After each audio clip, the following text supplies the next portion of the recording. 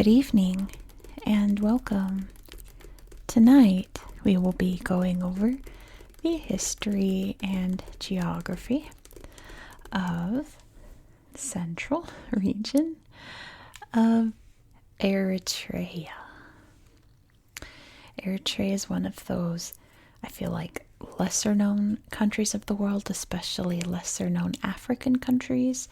So just real quick, Eritrea is along the Red Sea and it borders Sudan up here and Ethiopia and this little border with Djibouti. It has a bit of a reputation that we'll talk about toward the end of the history section. It's nicknamed the North Korea of Africa, which kind of gives you a hint about what life is like here in Eritrea. But the central region, as you can see, is centered around the capital city of Asmara. It's a very small region. It's the smallest in Eritrea. It, like I said, it's called the central region. In Tigrayan, it's apparently Mayakel. I'm sure I pronounced that wrong, but that's how you'd say central in Tigrayan. And this region is situated along the Ethiopian plateau. Asmara is one of the highest elevated capital cities in the world. I don't remember the statistic. It's like the 5th or 7th highest capital city in the world. But it sits along that Ethiopian plateau and drops off right around here, heading toward the coastal areas here. Asmara, at least some of it, it's actually a UNESCO World Heritage Site. Let me see, where did I put my tablet? I left it in the other room. 1 second. All right, we've got it. Whoopsie. There we go. Asmara, a modernist African city. Let's see what it says on UNESCO's website. Located at over 2,000 meters above sea level, the capital of Eritrea developed from the 1890s onwards as a military outpost for the Italian colonial power. After 1935, Asmara underwent a large-scale program of construction, applying the Italian rationalist idiom of the time to governmental edifices, residential and commercial buildings, churches, mosques, synagogues, cinemas, hotels, etc. The property encompasses the area of the city that resulted from various phases of planning between 1893 and 1941, as well as the indigenous unplanned neighborhoods of Arbate Asmara and Abba Shawel. It is an exceptional example of early modernist urbanism at the beginning of the 20th century and its application in an African context. So, this building we'll look at on Google Earth, but here are some good examples of this style of architecture. I kind of think of it as like the Jetsons, you know, this kind of retro style futurism. All of these like very interesting shapes and angles and that classic font you can see up here on the Cinema Imperio there, or here on the Fiat building, which like I said, we'll take a look at on Google Earth. The Tagliero building it's actually called, but yeah, along with a little bit of more classic, but applying it to like a modern mindset for the time. It's quite interesting, the various buildings of Asmara. Very famous for its Art Deco architecture, but we'll talk about that a little bit in its history. Let me slide this out of the way. So the first settlers of this area of the plateau would have established themselves around 800 BCE, and like I said, they are the Tigray or the Tigrayan peoples. There's a legend that there were 4 different tribes living atop the plateau here, and they were constantly being attacked by other tribes around the area and by wild animals. So each tribe had 4 women from each tribe come together and decide that they needed to unite. So the full name of the city, or was it? It was here on UNESCO's. Arbate Asmara. I might be saying that wrong again. Don't quote me on that, but that's what I think it is. That full name of the settlement, now the city, translates to "The Women Unite the 4 Villages." And it was a very tiny outpost for most of history. It became a market town in the area for a bit. It was mostly administered by Ethiopia and its various kingdoms, government systems there. In 1876, it was sacked by the Egyptians, who, fueled by the Ottomans there, tried to expand their territory very famously into Sudan. That would result in a whole thing, but that's for another day. The city was destroyed, and that led Ethiopia to establish themselves a little bit more officially in the area. I found a little monument for that attack from Egypt on Google Earth, but it had no pictures. And then when I was just rehearsing this video, I couldn't find it. So maybe we'll find it when we're actually looking at Google Earth together. Who knows? But that's why I mentioned it. It was never as strong as other areas of Ethiopia, which is why when the Italians decided they wanted to colonize parts of Africa, they thought this would be a good place to start. Italy at this time, the 1870s, 1880s, was a relatively new country. It had only existed as we know it today for about 20-ish years, 30-ish years. And they wanted to get in on the whole conquering Africa, colonizing Africa, the scramble for Africa, if you will. Because all of the other European powers had got a head start long ago, hundreds of years ago, which we'll talk a little bit about in 2 days. We're going to talk about Ghana. We'll talk a lot about that. So they wanted a piece of the pie as well, so they decided that they would try to aim for Ethiopia, which the scramble for Africa powers, Britain, France, Germany, etc., Spain, what have you, Portugal, they didn't really want to touch Ethiopia because they were a very established kingdom and they were Christian. So they didn't feel like, that should be a place that should be conquered and colonized because, they're already civilized, in their eyes at least. Of course, most of Africa was already civilized, but that's a story for another day. The Italians came in to this area here. You can see this Gulf area here, which is very important today for Eritrea. And they established their own colony in 1890, Italian Eritrea. In 1897, they made Asmara the capital of Italian Eritrea. And the people in charge, which would eventually become Mussolini in time, in a couple more decades, decided that Asmara was going to become the new Rome, or Little Rome, and make it a modern, thriving Italian European style city. And they started to build it up and create all of those interesting buildings that you saw on UNESCO. That modern, I don't know how to describe it other than the Jetsons, but realistic. Their style of modernism. They brought a lot of Italian culture into the area, and in Asmara today, people still drink cappuccinos, they eat pizza and spaghetti. Most people here, especially the older generation, still speak Italian, so on and so forth. There's a lot of Italian influences today in Asmara still because of that cultural influence from that time.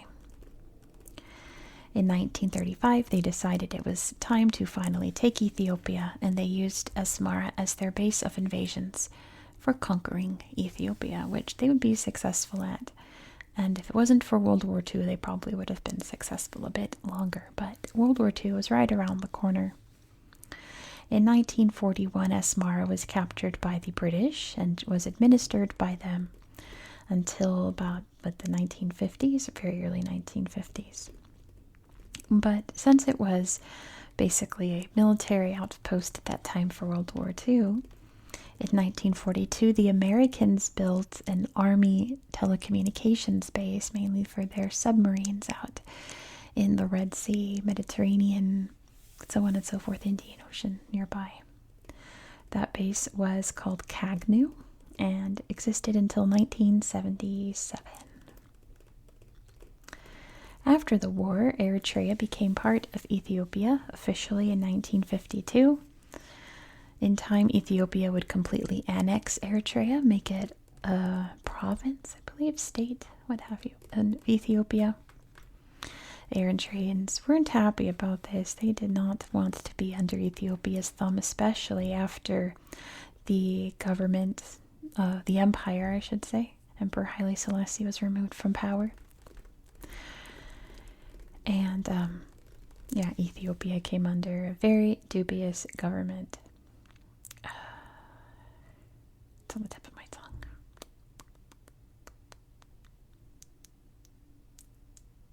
It's one syllable. What's it called? I have to look it up. 1 second. It's a Derg. I knew it was something like that. My brain, of course, wanted to say the Borg, but that's a completely different power. That's probably more dangerous than the Derg. But the Derg were very repressive peoples. Eritreans wanted no part of that. They sparked what was, considered a civil war because it was part of Ethiopia. Today it's considered an independence war, right? And the military government of Ethiopia fought back pretty brutally. There were some pretty horrible massacres in this area. There were a few in Asmara. There is one at a town nearby called Wekiduba in 1975. That event's known as Black Saturday. Again, I found a little memorial on Google Earth, but it didn't have any pictures on it. In 1991, the war would end as the Derg collapsed. Eritrea would gain its independence officially, I believe, in 1993, and that is when Asmara would become the capital of the newly independent Eritrea. Now, at independence, Eritrea would, elect a president named Isaias Afwerki. He has decided that there's no need for elections ever again, and he has been the president ever since. 1993, it's currently 2025. He is still the president. He will be the president until he is no longer a person in his body, if you know what I mean. He's very determined for that. And in order to keep that hardline regime going, he has been quite repressive, especially to the press, especially in terms of information coming in and out of the country. There's no internet in Eritrea. So on that line, I can see why it's called North Korea of Africa. In many aspects, it is. In many aspects, I feel like it isn't. So I watched some tourist videos of people going to Asmara. It is possible to visit. I guess it is North Korea too, but it seems like it's easier to get into Asmara, to be honest. And, I think of Pyongyang, North Korea. People, quote unquote, live there, but not really. They're hidden away. Most of those streets are empty. Asmara is not that. It's thriving and bustling. There's markets. There's people going hither and thither. It's a very busy city. So I was looking at those videos being it looks nothing like Pyongyang. Why do they call North Korea? But it's more about the governmental practices, the repression, the fact that if you speak out, you disappear, things like that. It is considered even more dangerous for the press than North Korea, if you can believe that. So, not the greatest government. That's sure is an understatement. But nevertheless, Asmara is still a very beautiful city. It was obviously, as we saw, recognized by UNESCO. It's Eritrea's only UNESCO World Heritage Site in Asmara. And that is essentially the history of this region here. So why don't we hop over to Google Earth and look at this beautiful little city. There's not much to see. There's not very many photos, as you can imagine. There's no internet there, and they don't like people taking pictures, so there's not a lot of photos, but there are some. So we'll go take a look at those right now. Let's go. Here we are in central, or Mayakel, I think, in Eritrea. And let's, of course, start by zooming out so you can see exactly where we are in the world. Here's Eritrea. You can see along the Red Sea there. There's Ethiopia. There's Sudan. You can see the Nile River there. Djibouti's down there. And we are in Eastern Africa, just above the Horn of Africa here. Along the Red Sea coast, like I said. Just south of that, Sahara, into kind of the Sahel region there. And just across the way from the Arabian Peninsula. It's beautiful Africa. Let's zoom in and see what we've got here today. Here is Asmara. And you can see big bustling city. Here is the Tagliera building. This was built to be a gas station or a petrol station, as most of the world says. It's today closed. It's an abandoned, empty building, which is so sad, but look at these big wings sticking out where you would go to get your car filled up underneath those. It's definitely a closed building today, but still a beloved symbol of the city and that moment of time in history where buildings all looked all retro future. Again, I don't have any better words to describe it. But it's a really fascinating building, isn't it? There's Asmara. The big square there. Yeah, those big, oh, look, it needs to be cleaned, doesn't it? Poor building. Look at it all lit up. It's pretty. And they're refurbishing it there. Because they are cleaning it. And look, he's modeling what the building shaped like. Big wings. So here it is during its heyday. You can see it was a Shell station. The car is going underneath to fill up with some gas. That's a neat photo. The other building, I think, is over here. Yeah, the Cinema Imperio. There's lots of other examples. It's just that the pictures aren't that great on Google Earth. You can see a pizzeria right there. Yum, yum. It's that very classic Art Deco kind of feel to this building, which I believe this place is still in operation. From what I can tell, it's still showing movies. Yeah. The lobby area here, beautiful staircase. Showing, I guess, Ethiopian movies, maybe. Don't know if they make movies. Maybe they make movies in Eritrea. Surely. They got some posters there. This is the mosque over there. Yeah, see, big bustling city. Oh, they're showing La Dolce Vita and some Italian movies, I guess. But yeah, like, this is a good example of, like, when I read that this is the North Korea of Africa, like, this looks nothing like North Korea. You've got all these cars out, you've got all the people out. It's a big bustling day, you know. So there are some parallels to North Korea, but it's not like a perfect parallel. It's Turkmenistan, I think, is the best, like, closest thing to North Korea. That's not North Korea. Eritrea would be like third place. The museum's over here, National Museum of Eritrea. It's a beautiful building, isn't it? And look at this. Some neat skulls there. You think so too? I guess you're allowed to touch them. Maybe you're not. Something in Arabic on this stone, like a stela. That's incredible. Oh, that's really neat too. Looks like be Amharic there. And lots of statues. Oh, look at this building. Isn't that incredible? It's almost like the Colosseum. My neighbor's outside revving their car. Sorry about that. I'll pause in a minute. Oh, there's that as well. Oh, I think they're leaving. There they go. Okay, cool. Beautiful little churches as well. There's Afwerki right there. And a pilot. I wonder if it's like Lindbergh or something. I'm not sure. All visitors at National Museum exhibition room is closed temporarily due to renovation activities. That's okay. You take your time. I think this area right here, yeah, this is like the government center. Yeah, Asmara Government Center. But there's no pictures there, as you can imagine. I assume if you start taking pictures over there, they will arrest you and you'll probably never be heard of again. Over here is the tank graveyard.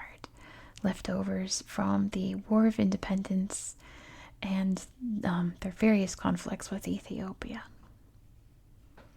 It's still tense there, those relations. But these war machines aren't going anywhere, are they? They're all rusted and old.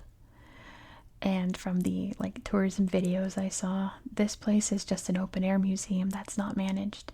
You're allowed to climb around on these things. Just make sure you have a tetanus shot before or after. See, look at this big pew pew here that you could just sit on and play pretend, I suppose. This tank all overgrown. So yeah, you can just climb around these things. Just be very careful you don't cut yourself. That would be a nasty infection. It's very rusty and old. But yeah, that is Asmara in a nutshell.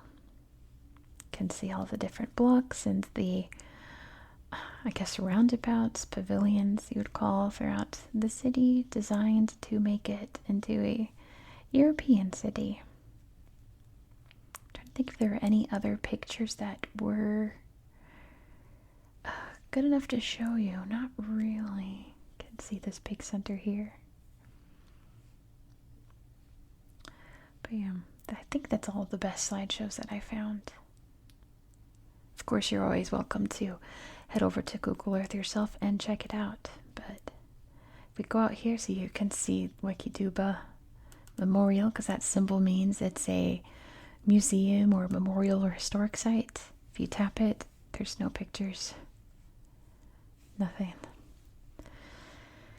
But if I go like this, you can really see where the plateau ends. It goes down to the greener valleys bordering the Red Sea down there. So this is definitely, the highland area up here. Drops off significantly there. The rest of this region just kind of looks like little villages, farmlands. There's little churches and schools and things, but no pictures for them. There's dams. Of course, no pictures. Nobody's out here taking photos. Let me put the borders back up just in case. Maybe that site that I found will just magically reappear. It was somewhere, I feel like it was up in the north of the city, but now I just can't find it. I don't know, maybe it got taken down yesterday from Google Earth. I don't know. But yeah, pretty much all of these little things here either don't have pictures, or if they do, it's just a picture of pretty much just nothing, or it's a selfie. They're not great. Oh, maybe this is it. Nope, but what is it? Oh, someone's something lovely remembered.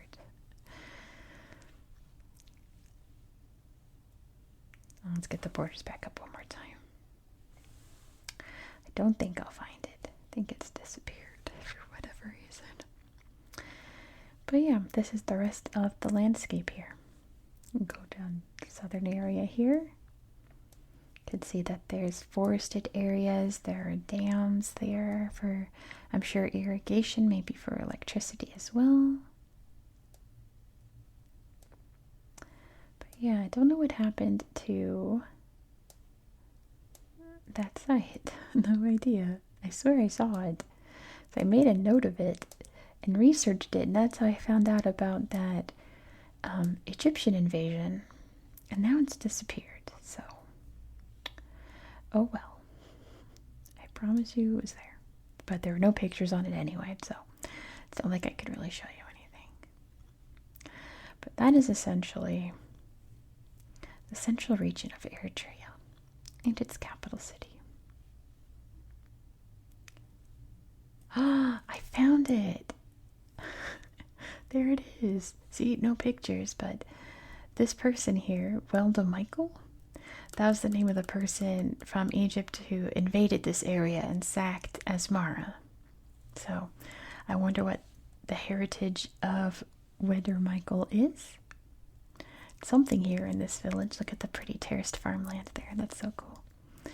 But I'm glad it reappeared. I was starting to feel like I imagined it. But yeah, there's a St. George Church. Ethiopia loves St. George, their patron saint. So yeah, lots of Ethiopian churches still, and lots of mosques as well. I read that Asmara is 50-50 in terms of Christians and Muslims. It's pretty interesting. Not a lot of places are. Oh my goodness, hello. You good out there? That truck is good. They had a big clang clang. I think that's our sign to end the video. But yeah, not a lot of places that have like two major religions or 50-50 in this world. Huh. It's interesting. But yeah, let's end the video. The truck outside said it's time to end this video. Thank you so much for watching. If you enjoyed this style of content, please consider subscribing because we're actually going to another capital city tomorrow. Another country's central region has their capital city in it. I guess that makes sense, doesn't it? But I wonder if you can guess what country it is. It'll be in Oceania. Oh yeah, the loud trucks are outside. Let's end the video. Please don't forget to give this video a thumbs up and let me know your thoughts down below in the comments. I hope that you found this to be relaxing and educational. And I hope that you have a good night. So if there's any other good buildings here to show you. That one's pretty neat. This staircase is there.